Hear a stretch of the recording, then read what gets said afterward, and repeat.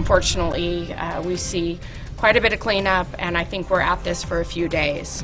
Now at 6, the cleanup continues following hurricane-force winds. City and county leaders warning residents tonight the worst may be behind us, but there is more to come. Plus, those wicked winds wreaking havoc in the north, amping up for round 2. On top of that, cold air has settled in. What to expect in Utah's most accurate forecast. The branch fell and I was rubbing against the window, so I rushed outside my husband. We were trying to hold back the tree from falling on the window. And as many as 1,000 trees could be down or damaged in Salt Lake City alone today. We survey the damage from the wild windstorm. Live from Utah's first TV station, ABC4 News at 6 starts now.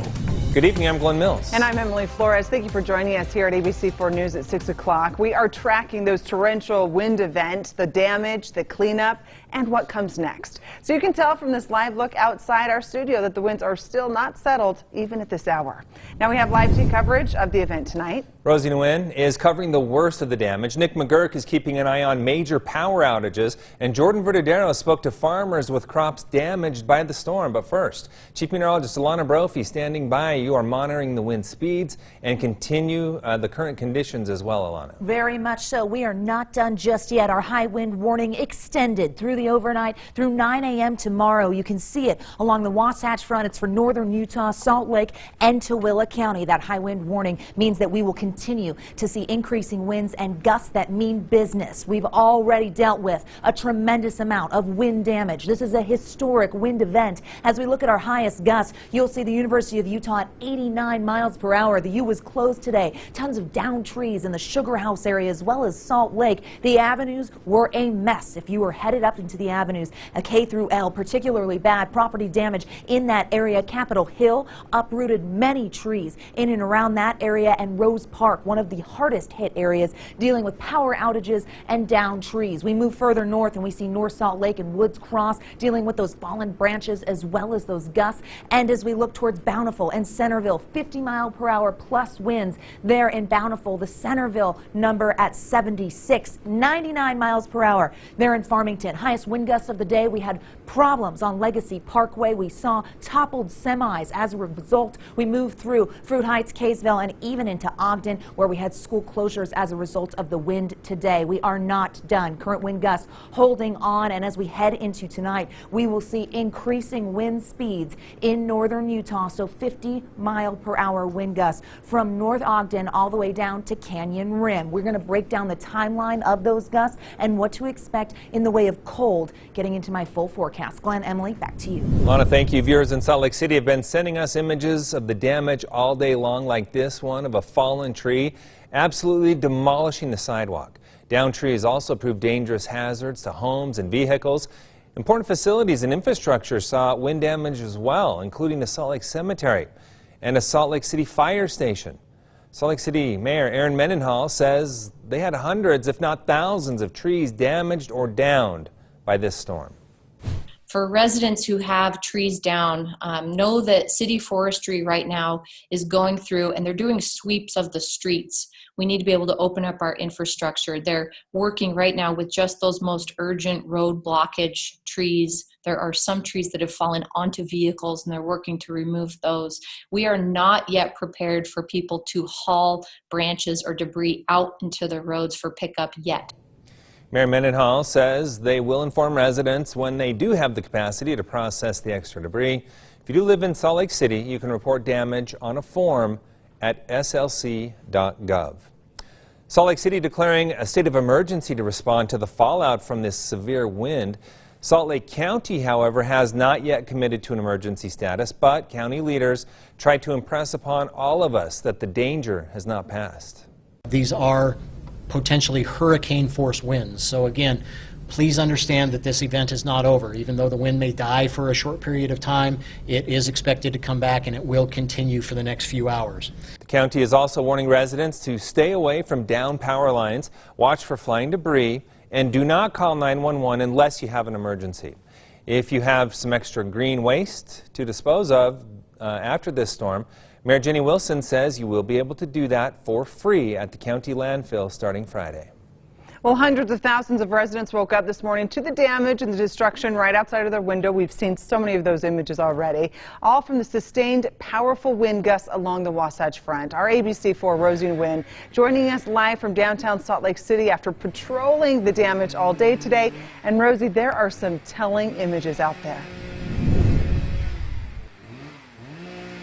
Emily, we've seen damaged property. We've seen roads that were completely blocked, leaving a busy afternoon as well as morning for our firefighters, crews, and anyone who can help with tree cleanup. They've been working around the clock to get as much cleaned up before the winds are anticipated to pick up again later tonight. As we've driven through Salt Lake County today, we saw fallen trees and branches everywhere, some that even uprooted from the ground and blocked roads completely. We saw fences, windows, roofs, and even cars that were damaged. Some residents tell us they've sustained thousands of dollars in property damage, and there could be more to come. Many neighbors now hunkering down and getting ready for what could be a cold night with no electricity. This is just scary. We have all this damage. We have dogs that come out in the backyard, and now we can't put him out here. He tried to sneak out through that hole. So this represents a lot of damage, property damage to us. Emergency management officials say that now is a good time to get ready in case you're one of the residents that could be going through a power outage for days. Prepare food, water, supplies, batteries, anything that you might need in the upcoming days. Also, they advise avoid sleeping by windows in case you could get hit by debris. Reporting live in downtown Salt Lake City, Rosie Nguyen, ABC4 News. Thank you, Rosie. In addition to damage to homes, cars, and trees, the windstorm has knocked down power lines and blown transformers. At one point, more than 180,000 people in Utah did not have power. Now, here's a look at the map of the current number of Rocky Mountain Power customers without power tonight. Currently, about 160,000 people are without power. Rocky Mountain Power warns that some of these outages could last for days. ABC4's Nick McGurk continuing our team coverage tonight from Davis County, where crews are working to restore the power there. Nick.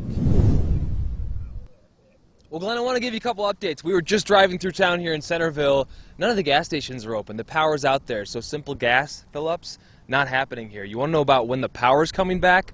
How about in the 6 o'clock hour in a neighborhood here in Centerville, looking at a power pole just hanging over a yard right there. That's certainly not a comforting sight for folks here in this Centerville neighborhood. I've talked to some of them, and yes, they are out of power as well. A general estimate statewide, 48 to 72 hours before you get power back. Crews are working all hands on deck. We're told, as Glenn said, some 180,000 people without power today because of this storm. And of course, Centerville was hit especially hard. There were 80-mile-per-hour winds here. The mayor issued a emergency declaration. And so we asked Rocky Mountain Power for specifics on when are folks going to get electricity back, not only in their businesses, but in their homes. Right here, it looks like that they're replacing a pole. So some have reported that they had power out for an hour this morning and it's back on, and some it's going to be prolonged. It just depends on the nature of the outage. But again, what we're looking at is, because in some areas it's not safe to attempt restoration efforts yet, that would put customers in a situation where there's going to be a prolonged outage because we're waiting for that sustained wind and wind gusting to stop, so we're safe for our crews. All right, let's take a live look here. Obviously, folks going about their lives. This guy is next to a tree that fell in his yard. That's just next door to where we saw that power pole down.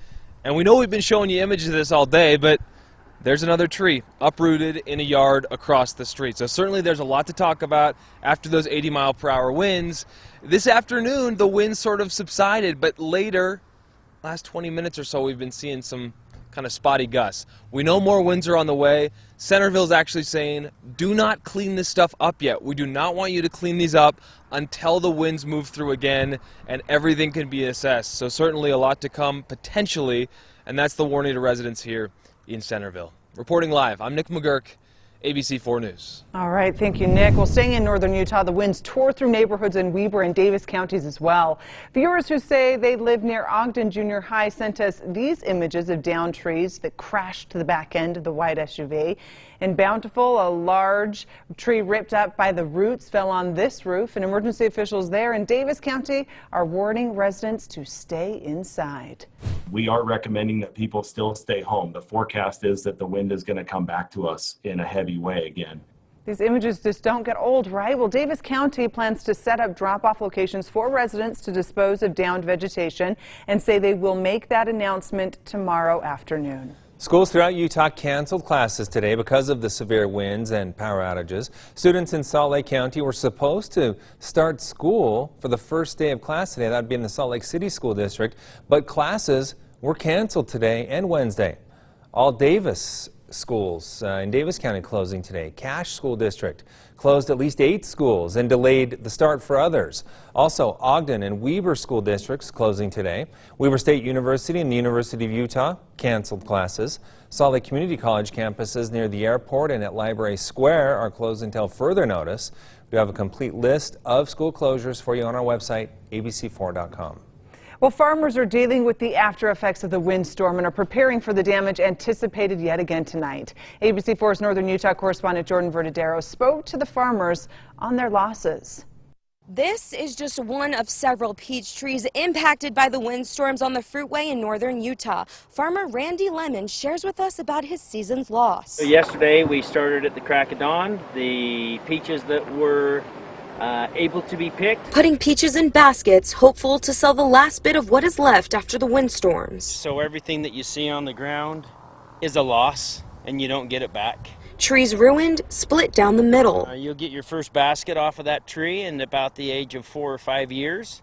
From that point forward, it's a fully producing tree up to the age of 20, and then it starts a slow decline. Lemon says many farmers are 2/3 into the peach season. He's lost about 30% of this fruit. Your profits are really towards the end of the season, and so this will bite into your net pretty strongly. All that's left is the cleanup and starting from the beginning. We will walk up and down this entire orchard, the 2,800 trees, with chainsaws, and we will trim up everything that's a broken limb. Remaining hopeful for what's left to sell of the summer and anticipating next season. Mother Nature dictates a lot more than you can control. You just learn to roll with the punches. Lemon encourages residents to come on down to the Fruitway because there's still plenty of good crop to go around. Reporting in Willard, Jordan Verdadero, ABC4 News. Still ahead, wildfires still rage across the state. Evacuations lifted for parts of Utah County, but residents are still on notice. And before we go, a look outside of the Salt Lake Valley where the wind is blowing, and look at those skies. That wind will continue. Alana is working on what more you can expect coming up in your full forecast.